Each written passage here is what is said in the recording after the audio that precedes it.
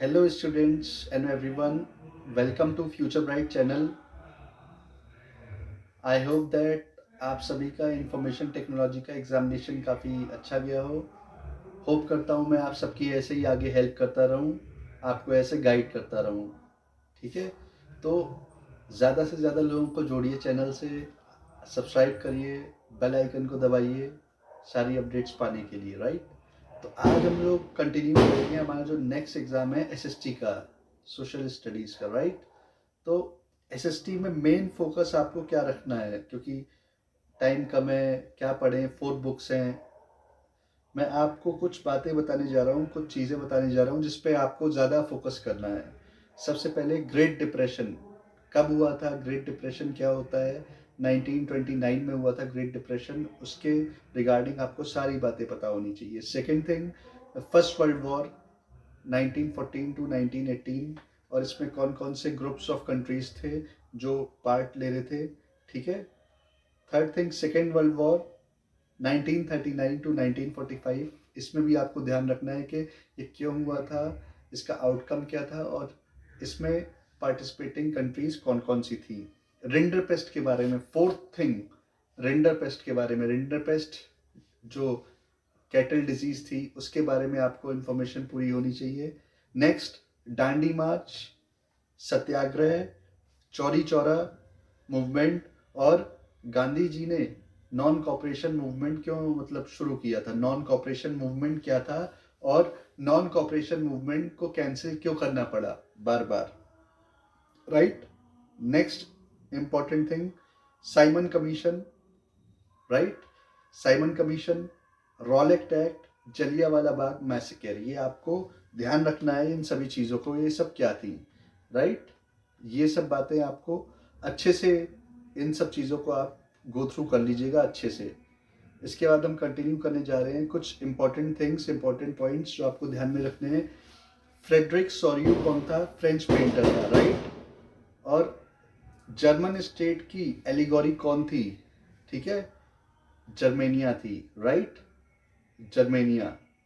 Simon commission India कब आया और इसे क्यों अपोज किया गया। साइमन कमीशन इंडिया आया 1927 में, और इसे अपोज इसलिए किया गया था because there was no Indian in it, इसमें कोई इंडियन नहीं था। राइट, एल्डोराडो क्या है लैटिन अमेरिका में, एल्डोराडो लैटिन अमेरिका में किसे बोलते हैं, city of gold. Printing press को यूरोप में कौन लाया था, योहाना ग्यूटेनबर्ग। फर्स्ट बुक जो ग्यूटेनबर्ग ने पब्लिश करी थी, बाइबल। कौन सा मेथड अडॉप्ट किया गया था न्यू कंज्यूमर्स के लिए, ठीक है, न्यू कंज्यूमर्स लाने के लिए कौन से मेथड्स को अडॉप्ट किया गया था, ठीक, एडवर्टीजमेंट मेथड।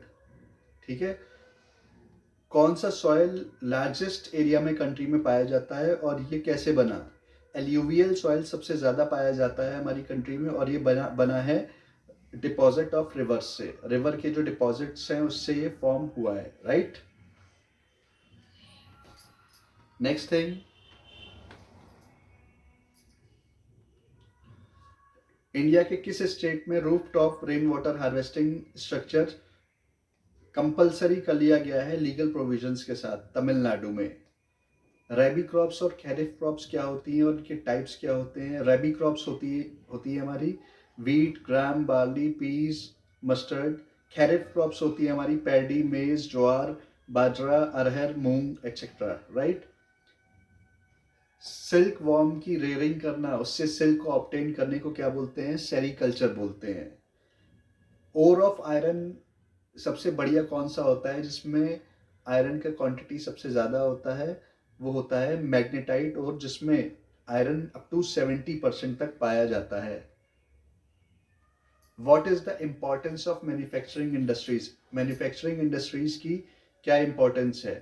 मैन्युफैक्चरिंग इंडस्ट्री का डेवलपमेंट और कॉम्पिटिटिवनेस होने की वजह से इंडस्ट्रीज जो हैं उनका एग्रीकल्चर प्रोडक्शन जो होता है, इन मैन्युफैक्चरिंग इंडस्ट्रीज से जो एग्रीकल्चरल प्रोडक्शन होता है वो इंक्रीज होता है, और ट्रेड और कॉमर्स जो है वो उसको सपोर्ट मिलता है और इफिशिएंट बनता है, जिससे ओवरऑल डेवलपमेंट होता है कंट्री का। ईस्ट वेस्ट कॉरिडोर कहाँ से कहाँ तक है, east west corridor Silchar Assam से लेके आपका पोरबंदर गुजरात तक है। फर्स्ट ट्रेन इंडिया में कहाँ पे रन हुई थी? फर्स्ट ट्रेन और कब हुई थी? फर्स्ट ट्रेन जो है वो 16 अप्रैल 1883 में 1883 में रन हुई थी, मुंबई टू थाने। 34 किलोमीटर का लेंथ है इसका। पॉलिटिकल पार्टीज जो सोशल रिफॉर्म मूवमेंट से फॉर्म हुई हैं इंडिया में वो है AIADMK and DMK। First recognised political party of India कौन सी है हमारी? Indian National Congress. Types of industries हमारी कौन सी होती हैं? प्राइमरी, सेकेंडरी और tertiary. Primary sector, tertiary sector और सेकेंडरी सेक्टर और टर्शरी सेक्टर। अनएम्प्लॉयमेंट क्या होती है? बेरोजगारी। अनएम्प्लॉयमेंट का मतलब जिसके पास कोई काम नहीं है उसको हम क्या बोलते हैं? बेरोजगार। ठीक है। डिसगाइज्ड अनएम्प्लॉयमेंट क्या होती है? ऐसा अनएम्प्लॉयमेंट का केस जिसमें ज़्यादा लोग आपको एम्प्लॉयड दिखेंगे, ज़्यादा लोग आपको क्या है? अनएम्प्लॉयड दिखेंगे विजिबली। ठीक है, आपको ज़्यादा लोग दिखेंगे कि ये ज़्यादा लोग एम्प्लॉयड हैं, पर एक्चुअल में उसमें से कुछ लोग जो होंगे वो अनएम्प्लॉयड होंगे। उसे बोलते हैं डिस्गाइज्ड अनएम्प्लॉयमेंट। इसका केस आप सपोज कर सकते हो, कोई एक फैमिली है वो 50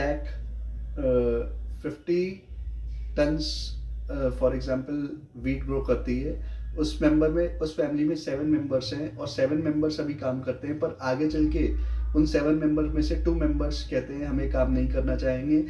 एज ए होल देखेगा कोई तो उसे लगेगा कि 7 लोग काम करते हैं पर 2 लोग जो है वो क्या है? अनएम्प्लॉयड हैं। तो ऐसे केस को जो लगे कि हाँ ये एम्प्लॉयड है पर एक्चुअल में वो अनएम्प्लॉयड हो, उसे बोलते हैं डिस्गाइज्ड अनएम्प्लॉयमेंट, राइट।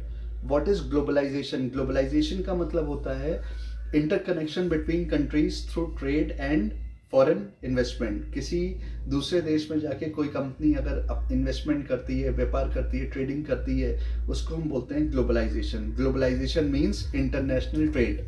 और ग्लोबलाइजेशन के थ्रू क्या बनता है? MNC बनती है। MNC क्या होती है? Multinational corporations, MNCs। ठीक है।